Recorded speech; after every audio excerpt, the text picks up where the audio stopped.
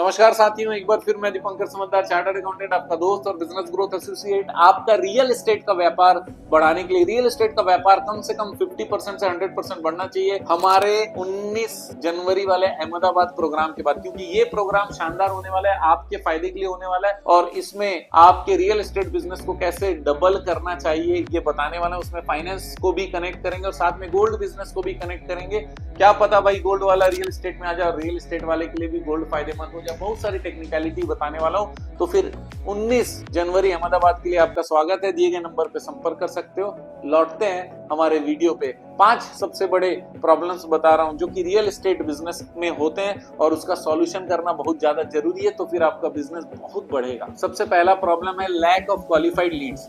सही लीड्स मिलता ही नहीं, पूरा कचरा, कहीं से भी इंफॉर्मेशन आ जाता है। कचरे का मतलब ये होता है कि ऐसा इंफॉर्मेशन, खाली नंबर दिया हुआ है, हमारा बंदा फोन कर रहा है, हाँ जी नमस्कार, तो बोले नमस्कार सर आपका नाम क्या है। अरे भाई फोन तुम क्यों, तुमको नाम पता रहना चाहिए। पहले शुरू से ही गाली खाना चालू होता है। कॉलिंग डिपार्टमेंट बैठाते ही साथ कॉलिंग डिपार्टमेंट पूरा ध्वस्त हो जाता है, कॉलिंग टीम भाग जाता है, रियल एस्टेट वाले की पूरी तकलीफ हो जाती है। क्यों? क्योंकि लीड्स प्रॉपर नहीं है। अगर सही जगह से लीड आएगा जिसमें नाम भी लिखा रहेगा, नंबर भी लिखा रहेगा और कहां से मिला अगर ये भी पता चल जाए तो गजब हो जाएगा। आप चाहते हो ये चीज आपको मिले, यस और नो? अगर हाँ तो फिर टारगेटेड डिजिटल मार्केटिंग करिए। टारगेटेड का मतलब ये हो गया कि फॉर एग्जांपल सैलरीड वाले हैं तो सैलरीड वालों के लिए अलग से डिजिटल मार्केटिंग करिए। अगर बिजनेस वाले हैं तो उनके लिए अलग से डिजिटल मार्केटिंग करिए। अगर रिटायर होने वाले लोग हैं जिनको बाद में घर की जरूरत पड़ती है या फिर रिटायरमेंट में 10 साल बचे होंगे, ऐसे लोग जो 50 साल से 60 साल के अंदर में जिनको घर की चिंता हो रही है, उनके लिए भी आप अलग से डिजिटल मार्केटिंग करिए। टारगेटेड डिजिटल मार्केटिंग होगा तो लीड्स खुद कॉल करेगा, वो लीड्स को आप रिकॉर्ड करिए, आपके काम। इसी के साथ आपको करना पड़ेगा सीआरएम इंटीग्रेशन। सीआरएम मतलब कस्टमर रिलेशनशिप मैनेजमेंट का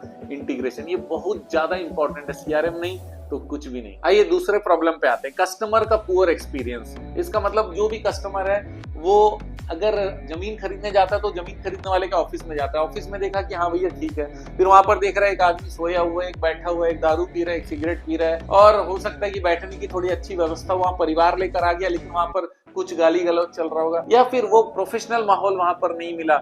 एक तो हो गया वो ऑफिस जहां से रियल एस्टेट का ऑपरेशन हो रहा है, दूसरा उनका जो बंदा लेकर जा रहा है वो भी प्रॉपरली वेल ड्रेस नहीं है, उसके बाद दिखाने चले जा रहे हैं तो उनकी बातों में वो दम नहीं है, वो एश्योरेंस प्रॉपर नहीं है। अगर 2-4 सवाल पूछ लिए जाए उस प्रॉपर्टी के बारे में तो उस बंदे को मालूम नहीं है, बोलते हैं पूछ के बताता हूँ। ऐसे बहुत सारी चीजें डाउट में डाल देती है। आदमी सोचते हैं कि कैसे वापस तुरंत निकलूं और बचूं, क्योंकि मुझे तो डाउट हो रहा है। क्योंकि जमीन ऐसी चीज है जो खरीदने से पहले इंसान को चाहिए कि हर तरफ से कॉन्फिडेंस आ जाए। सामने के बोलने पे भी जजमेंट करता है कॉन्फिडेंस है कि नहीं, ऑफिस में, जमीन में, हर चीज वो देखता है और सब चीज सही तो धंधा सही। इसका मतलब 100 जन को दिखाया, 10 माना, ये 100% सक्सेस मान लो, क्योंकि 90 लेने आते भी नहीं है। वो 10 अगर मान गया तो 10/100 मतलब 10% आपको जिता सकता है, वही 100% है। तो उसके लिए मेहनत करने की जरूरत है। अदरवाइज ये कस्टमर एक्सपीरियंस खराब हुआ तो 100 में से 1 मिलेगा, कोई गारंटी नहीं। तो इसके लिए करना क्या होगा, आप वर्चुअल विजिट भी करा सकते हैं, डिजिटल विजिट करा सकते हैं अपने साइट पे। दूसरा, डेडिकेटेड रिलेशनशिप मैनेजर रख सकते हैं ताकि वो जाए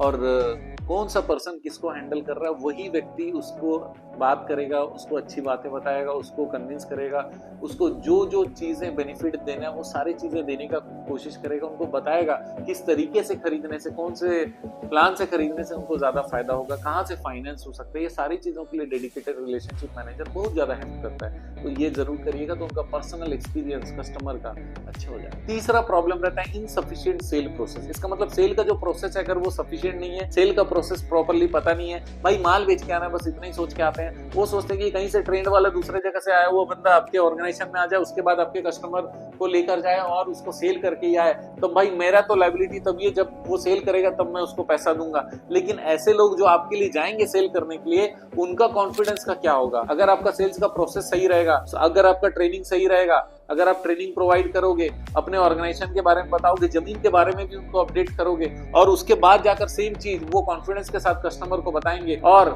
सिर्फ बताएंगे नहीं, उसके बाद कस्टमर का फॉलोअप प्रोसेस से लेकर ऑनबोर्डिंग प्रोसेस, मतलब जब वो खरीदने आता है और खरीदने आने के बाद में उनको डॉक्यूमेंटेशन देने तक का सारा प्रोसेस, और उसके बाद भी उनके क्वेरीज को प्रॉपरली एड्रेस करना और उनके टेस्टिमोनियल लेने तक के कंप्लीट सेल्स प्रोसेस को बनाया जा सकता है और बनाकर जीता जा सकता है। मदद चाहिए तो हमारी टीम आपके लिए हमेशा तैयार है। जैसे मैंने बोला, अहमदाबाद भी आपके लिए, और अगर आप चाहते हैं बिजनेस कोचिंग ट्रेनिंग और आपके बिजनेस को ग्रो कराने के लिए हमारी मदद, तो फिर हम तैयार। Market fluctuation and unsold inventories, market में रेट उतार चढ़ाव होता है। हो सकता है कि मैंने 100 रुपए पर स्क्वायर फीट खरीदा हो, लेकिन अभी वो 90 हो गया क्योंकि उस एरिया में कुछ ऐसा न्यूज आ गया जहां पर प्रॉब्लम हो रही है। और कई बार ऐसा होता है कि रेट बहुत ज्यादा बढ़ जाता है, लेकिन अभी हमने एग्रीमेंट तो कम में कर दिया, अब रेट बहुत ज्यादा बढ़ गया, अब वो 3 महीने के अंदर रजिस्ट्री कराना था, उस समय हमारे पास जो अपॉर्चुनिटी है अपॉर्चुनिटी लॉस हो गया। तो मार्केट फ्लक्चुएशंस के कारण हमको कई बार लॉस होता है। और इन्वेंट्रीज मतलब जितना लैंड हमारे पास में पूरा नहीं दिखता, तो उस समय भी हमारे को दिक्कत होती है। क्यों दिक्कत होती है? क्योंकि भैया हमारा प्रॉफिट ही फंस जाता है, जितनी जमीन हम नहीं बेच पाते उसमें, और अगर वहां से पूंजी नहीं आएगी तो नया प्रोजेक्ट कैसे करेंगे? अब ये सारी चीजों को सॉल्व करने का जरूरत है। कैसे करेंगे आप? मार्केट फ्लक्चुएशन को ऑब्जर्व भी करिए, और जो प्रॉपर्टी आप सेल करने वाले हो उसके लिए पूरा ध्यान भी दीजिए। और कैसे करना चाहिए, आपको क्या लगता है, नीचे कमेंट में बताइए। और पांचवा बहुत इंपॉर्टेंट इशू है weak branding and online process. अब ब्रांडिंग इतना घटिया होता है या फिर करते ही नहीं है, उनको लगता है कि भाई क्या जरूरत है, खाली जमीन का कहीं पे बोर्ड लगा दिए, कहीं पे छतरी लगा के 4 जन को बैठा दिए, अपने शहर में 10-20 जगह होर्डिंग लगा दी, उनको लगता है बस इतने से आ जाएगा।